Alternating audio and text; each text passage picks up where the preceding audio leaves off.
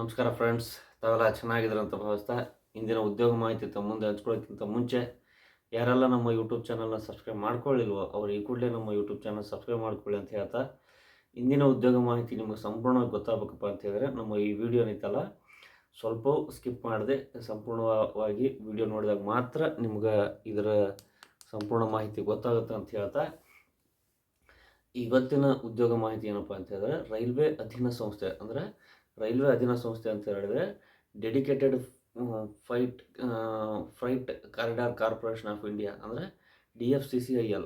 ಇದರಲ್ಲಿ ಏನೈತಲ್ಲ 600ಕ್ಕೂ ಅಧಿಕ ಹುದ್ದೆಗಳ ನೇಮಕಾತಿ ಆದೇಶವಾಗಿದೆ. ಈ ನೇಮಕಾತಿ ಆದೇಶ ಯಾವಾಗಿಂದಪ್ಪ ಅಂತ ಹೇಳಿದ್ರೆ 2025ನೇ ಸಾಲಿನ ನೇಮಕಾತಿ ಆದೇಶವಾಗಿದ್ದು, ಇದರಲ್ಲಿ ಏನಪ್ಪ ಅಂತ ಹೇಳಿದ್ರೆ 640 ಹುದ್ದೆ ಅಂತ ಹೇಳಿದ್ರೆ ಒಂದೇ ವಿಭಾಗದ ಹುದ್ದೆ ಇರಲ್ಲ, ಅದರಲ್ಲಿ ಬೇರೆ ಬೇರೆ ವಿಭಾಗದ ಹುದ್ದೆಗಳು ಸಹ ಇರ್ತವೆ.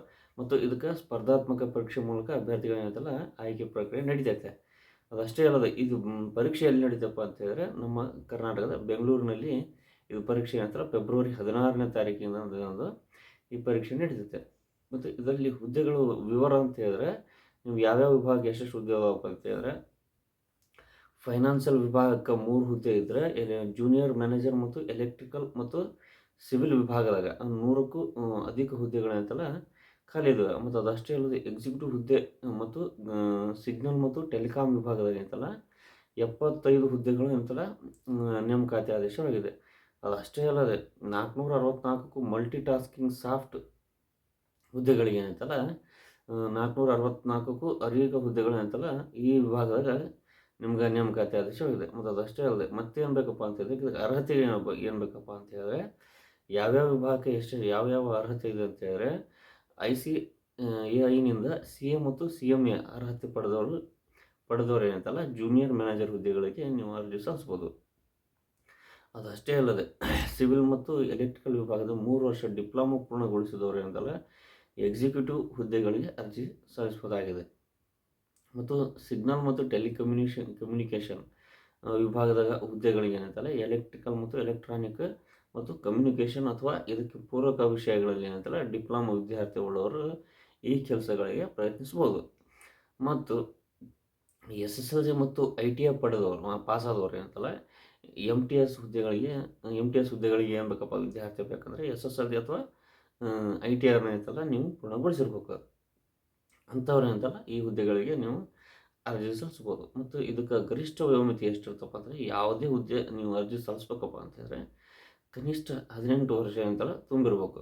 ಮತ್ತು ಎಕ್ಸಿಕ್ಯೂಟಿವ್ ಹುದ್ದೆ ಅಂತಲ್ಲ 30 ವರ್ಷದ ಒಳಗಿನ ಅಭ್ಯರ್ಥಿಗಳು ಯಾರೆಲ್ಲ ಇದ್ದೀರೋ ಅವ್ರು ಏನಂತಲ್ಲ ಇದಕ್ಕೆ ಅರ್ಜಿ ಸಲ್ಲಿಸ್ಬೋದು. ಮತ್ತು MTS ಮತ್ತು ಜೂನಿಯರ್ ಮ್ಯಾನೇಜರ್ ಹುದ್ದೆಗೆ ಏನಂತಲ್ಲ 33 ವರ್ಷ ಒಳಗೆ ಯಾರ್ಯಾರು ಇದ್ದೀರೋ ಅಂಥವ್ರು ಏನಂತಲ್ಲ ನೀವು ಅರ್ಜಿ ಸಲ್ಲಿಸ್ಬೋದು. ಮತ್ತು ಇದಕ್ಕೆ ಅರ್ಜಿ ಶುಲ್ಕ ಏನಿರ್ತಂದರೆ MTS ಹುದ್ದೆಗಳಿಗೆ 500 ರೂಪಾಯಿ ಮತ್ತು ಉಳಿದ ಎಲ್ಲ ಅಭ್ಯರ್ಥಿಗಳು ಏನಂತಲ್ಲ 1000 ರೂಪಾಯಿ ಏನಂತಲ್ಲ ನಿಗದಿಪಡಿಸಿದೆ.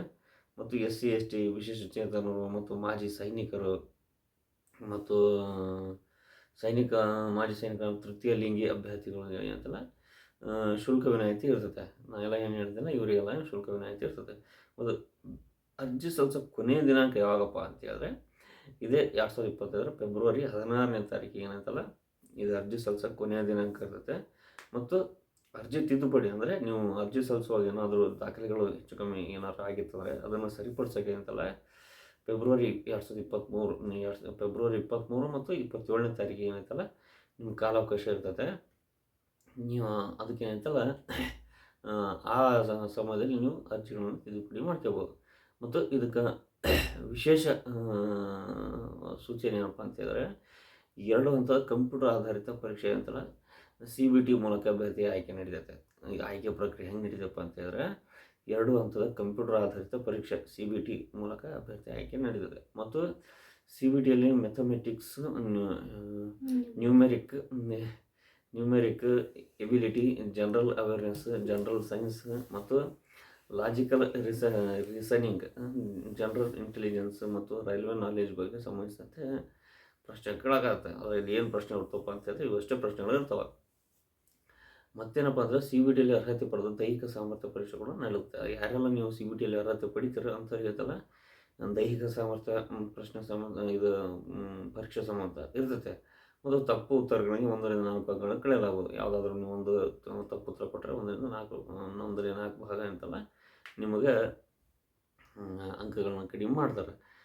ಯಾರೆಲ್ಲ ನಮ್ಮ ಈ ಯೂಟ್ಯೂಬ್ ನಮ್ಮ ಚಾನಲ್ನ ನೋಡ್ತಾ ಇದ್ದೀರೋ ಇಂತಹದ್ದೇ ಉದ್ಯೋಗ ಸಂಬಂಧಿಸಿದ ಮಾಹಿತಿ ಮತ್ತೆ ನಿಮಗೆ ನಾನು ಹಾಕಿದ ತಕ್ಷಣ ನಿಮ್ಗೆ ಬರಬೇಕಪ್ಪ ಅಂತ ಹೇಳಿದ್ರೆ ನಮ್ಮ ಯೂಟ್ಯೂಬ್ ಚಾನಲ್ನ ಸಬ್ಸ್ಕ್ರೈಬ್ ಮಾಡಿಕೊಳ್ಳಿ ಅಂತ ಹೇಳ್ತಾ ನಮ್ಮ ಈ ಉದ್ಯೋಗ ಮಾಹಿತಿ ನೋಡಿದ್ದಕ್ಕಾಗಿ ಹೃತ್ಪೂರ್ವಕ ಅಭಿನಂದನೆಗಳು ಫ್ರೆಂಡ್ಸ್.